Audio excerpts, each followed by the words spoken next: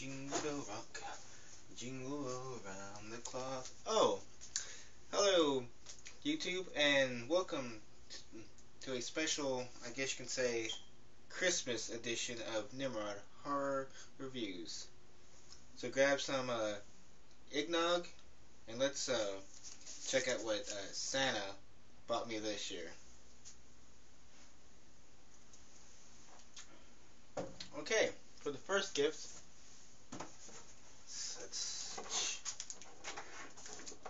let's see what it is. Alright. Oh no way, it's Black Christmas from 1974.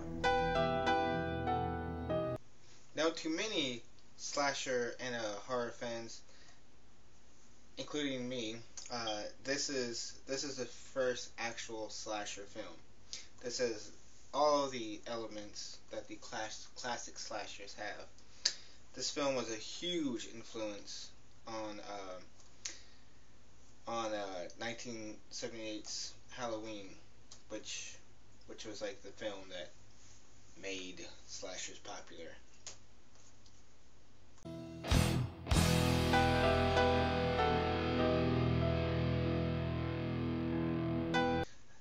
This film was beautifully directed. Amazing direction from Bob Clark.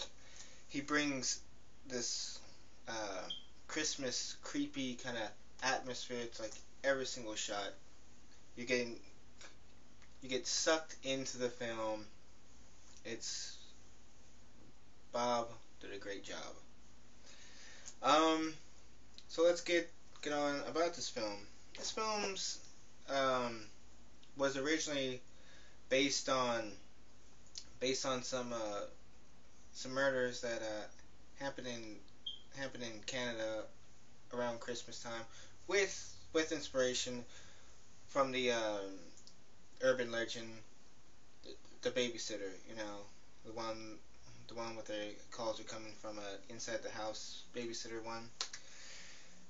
Anyway, this one's about a group of sorority sisters, and it's Christmas break, so most of them left. There's only a handful left. Off memory, I want to say there's like five that remain, including the house mother, who's a huge alcoholic. She has liquor stored everywhere, in books, in shelves, in her closet. It's just everywhere, and it's a little bit comical to see her do these things. Anyway, so as these girls are enjoying their Christmas time with their boyfriends and all that, they start to get creepy calls from what it sounds like two people, but it's actually one person. One person's doing the voice of a character named Billy, and then Agnes. They are we don't know who they are, but he keeps on calling, and he says some like really creepy and somewhat sexual things, and it freaks him out, which this is gonna do. And then eventually, that's when people start becoming missing.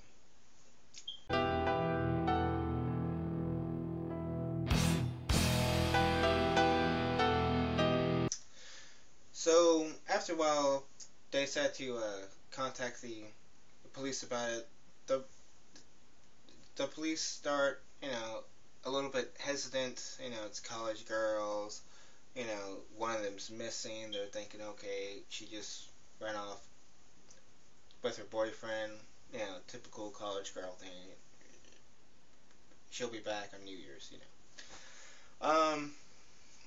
But after a while, they get the sheriff involved in this, and then they start to think it's the main character, Jesse. Jess's boyfriend Peter, because Peter gets really mad at the fact that she wants to abort their baby.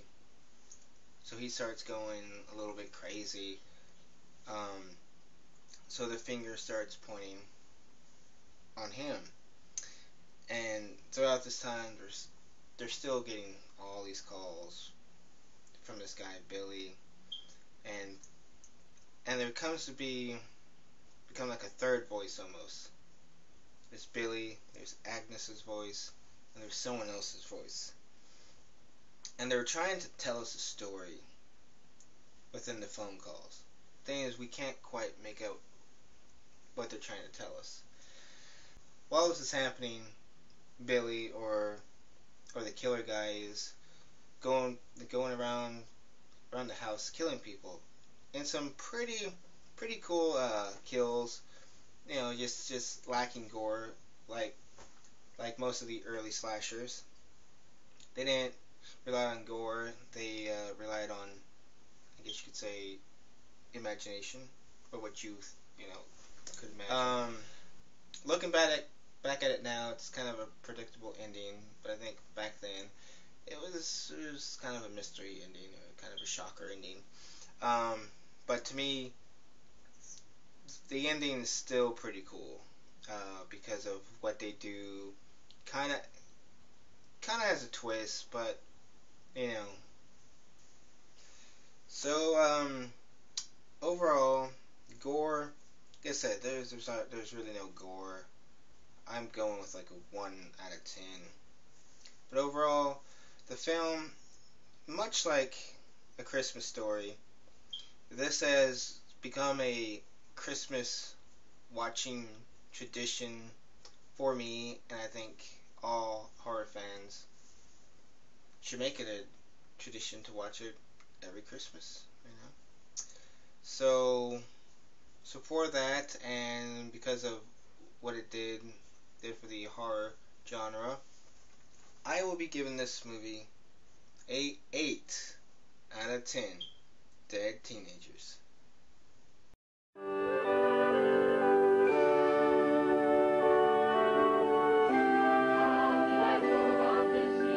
Was the night before Christmas, when all through the house not a creature was stirring, not even a mouse. The stockings were hung by the chimney with care, in hopes that St. Nicholas soon would be there.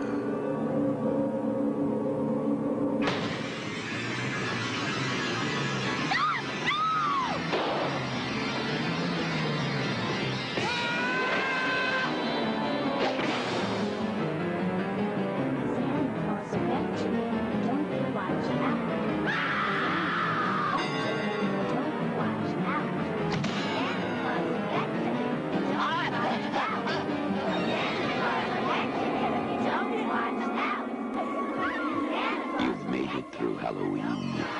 Now try and survive Christmas. Silent night. Deadly night.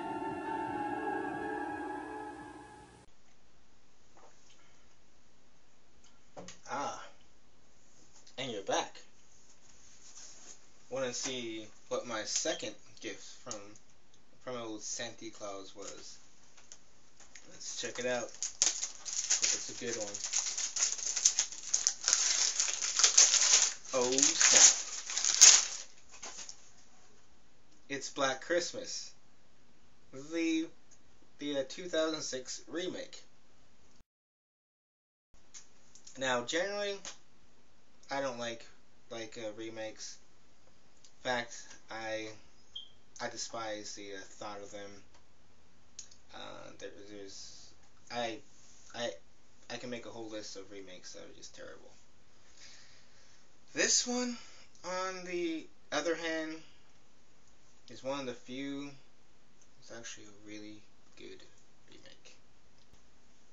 Now, this film does a wonderful job of recapturing what the original Black Christmas was. The director Glenn Morgan, does wonderful directing.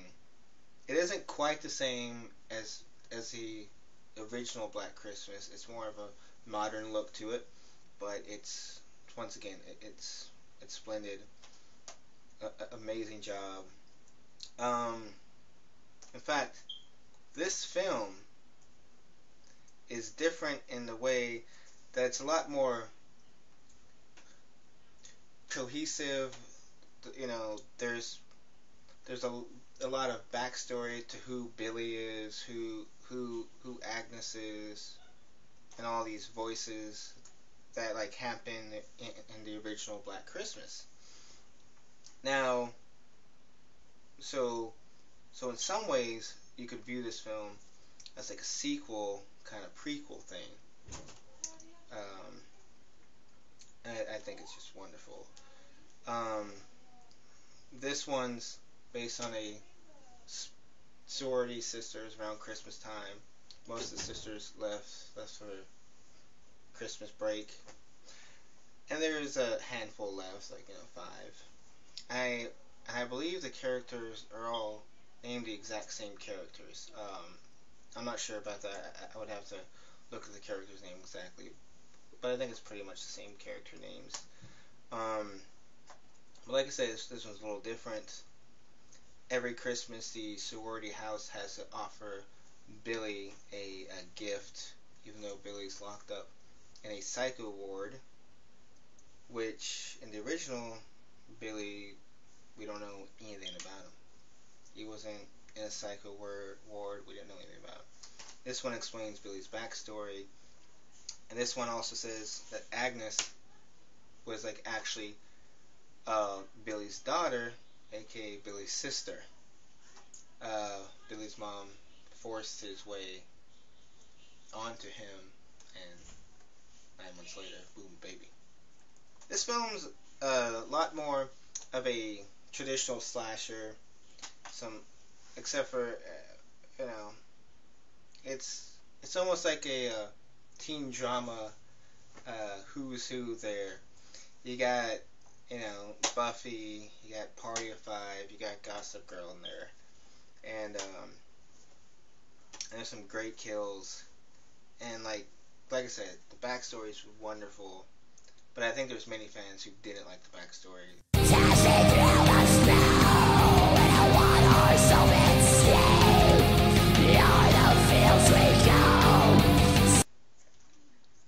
The only thing is that the ending drags just a little bit. They could have cut it down shorter. Matter of fact, I think this DVD has 3 alternate endings. Yeah, and I think one of them are actually a little bit better. But it's been a while since I've seen the alternate endings.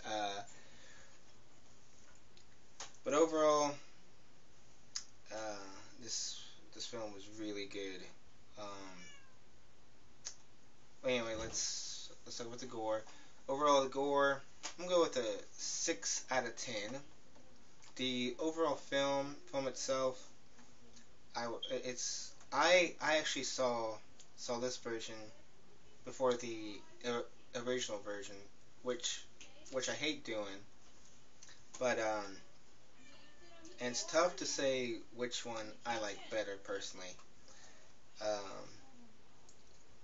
But this one I'm also giving a 8 out of 10. Dead teenagers. Merry Christmas. Thanks for watching and subscribe. Hear those rainbows ding ding ding ding ding too.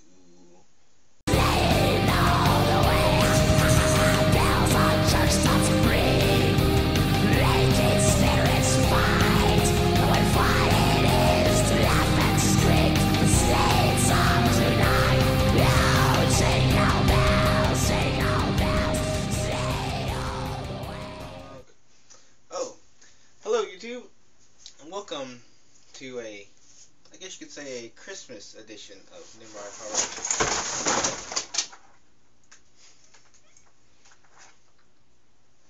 Redo.